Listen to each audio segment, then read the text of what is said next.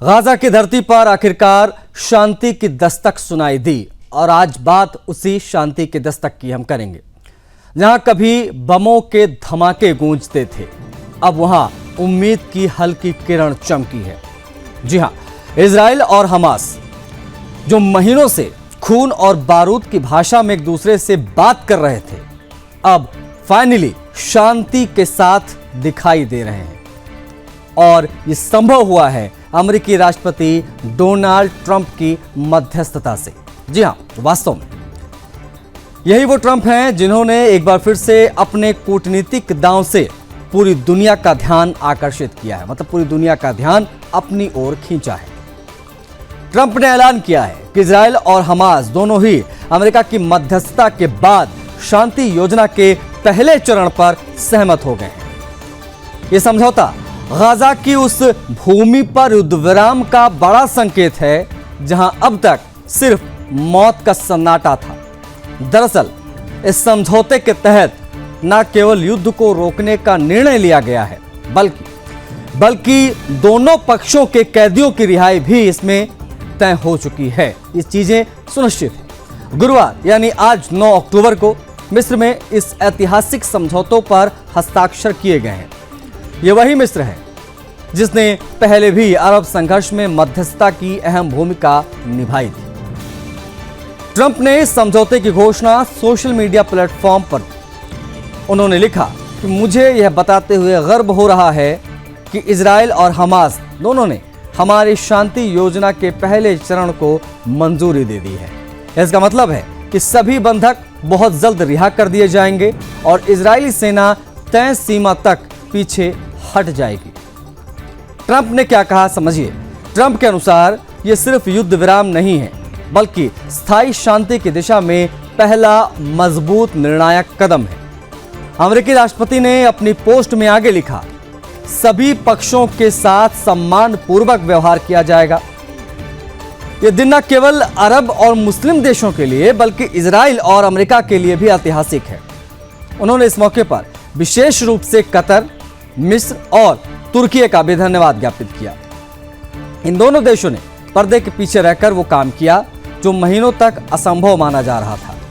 Qatar के प्रधानमंत्री यानी शेख मोहम्मद बिन अब्दुल रहमान अल थानी ने इस पूरी वार्ता का एक अहम नेतृत्व किया, एक अहम हिस्सा दरअसल वो रहे। उन्होंने दोनों पक्षों को एक मंच पर लाने के लिए कड़ी मेहनत की। मिस्र के राजनयिकों ने भी इस प्रक्रिया को जमीन पर उतारने का कार्य किया और अब उसी का यह नतीजा है कि गाजा में शांति की हवा बहनी शुरू हो चुकी है। इजराइल के प्रधानमंत्री बेंजामिन नेतन्याहू ने भी समझौतों पर अपनी प्रतिक्रिया दी। उन्होंने सोशल मीडिया प्लेटफॉर्म एक्स पर लिखा, यह एक कूटनीतिक सफलता है, यह हमारे लिए नैतिक जीत का दिन है। अब सभी बंधकों की सुरक्षित वापसी होगी और हम तब तक चैन से नहीं बैठेंगे जब तक हर नागरिक अपने घर नहीं लौट आता। नेतन्याहू के इस बयान से साफ झलकता है कि इजराइल अब संघर्ष से ज्यादा स्थायी शांति पर ध्यान देना चाहता है और ध्यान दे रहा है। वास्तव में यह समझौता उस दौर में आया जब गाजा में महीनों से युद्ध जारी है। हमास के आतंकियों के कारण हजारों जिंदगियां खत्म हो गई हैं।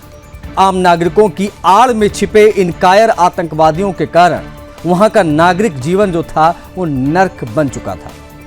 अस्पताल खंडहर बन चुके हैं।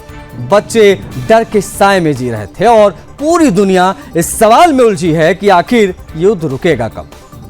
अब जब इजराइल और हमास ने शांति की दिशा में कदम बढ़ा दिया है तो पूरी दुनिया ने राहत की सांस ली है। ट्रंप का यह प्रयास न केवल कूटनीतिक दृष्टि से महत्वपूर्ण है, बल्कि यह मध्य पूर्व की स्थिरता के लिए भी एक नई शुरुआत के तौर पर देखा जा रहा है। हालांकि विशेषज्ञों का मानना है कि असली परीक्षा अब यहां से शुरू होगी, क्योंकि शांति का रास्ता जितना सुनहरा दिख रहा है उतना ही मुश्किल भी है और उसे कायम रखना बहुत जरूरी है। फिलहाल इतना तय है कि ट्रंप के इस पीस प्लान ने गाजा को एक नई उम्मीद फिलहाल दी है और अगर ये योजना आगे बढ़ती है तो यह आने वाले समय में पूरी दुनिया के लिए एक बड़ी कूटनीतिक मिसाल बन सकती है।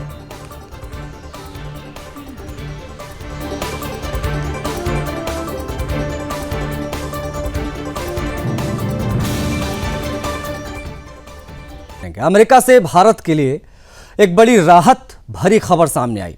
वो खबर जो भारतीय दवा उद्योग के लिए किसी संजीवनी से कम नहीं है, क्योंकि अमेरिकी राष्ट्रपति डोनाल्ड ट्रंप ने उस फैसले पर यू टर्न मारा जिसने भारत के अरबों डॉलर के फार्मा उद्योग को झटका लगा दिया था, और इससे झटका लग सकता भी था।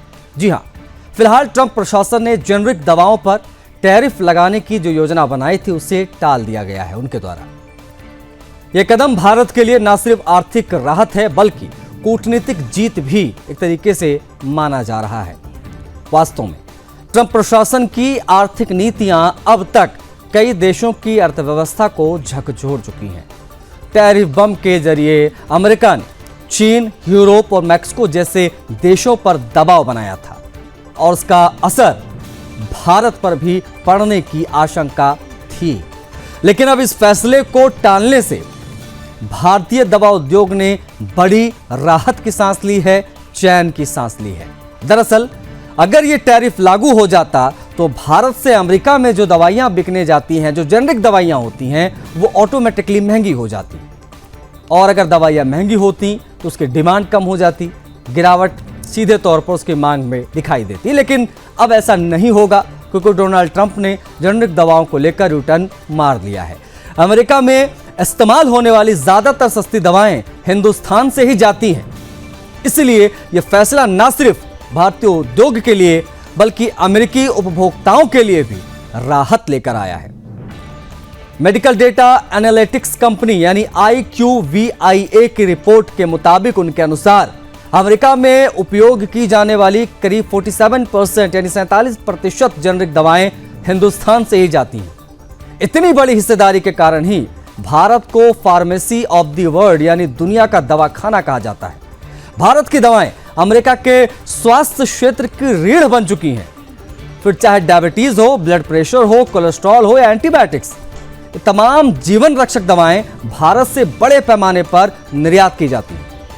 इन दवाओं की कीमत अमेरिका में स्थानीय उत्पादन की तुलना में काफी कम पड़ती है, और यही वजह है कि वहां के नागरिक भारत की दवाओं पर भरोसा करते हैं, निर्भर भी रहते हैं।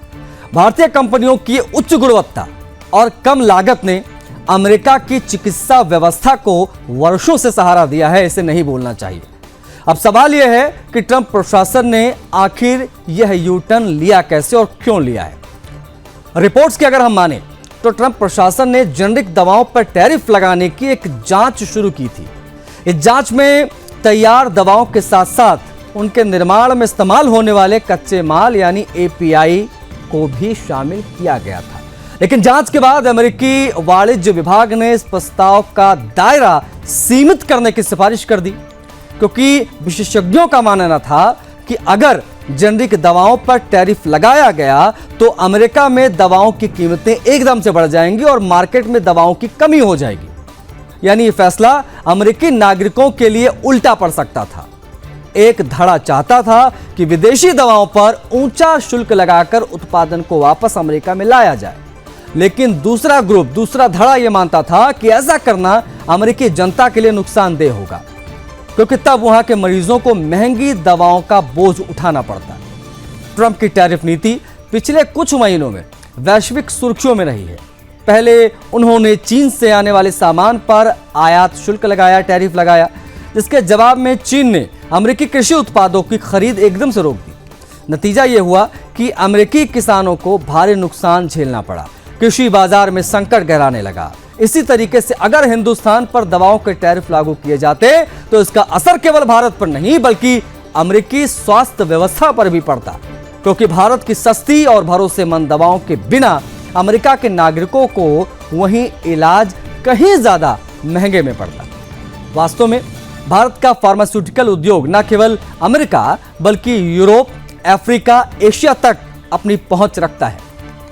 भारतीय दवाएं क्वालिटी वाइज यानी गुणवत्ता, भरोसे और कम कीमत की प्रतीक है। कम कीमत के लिए जानी और मानी जाती है।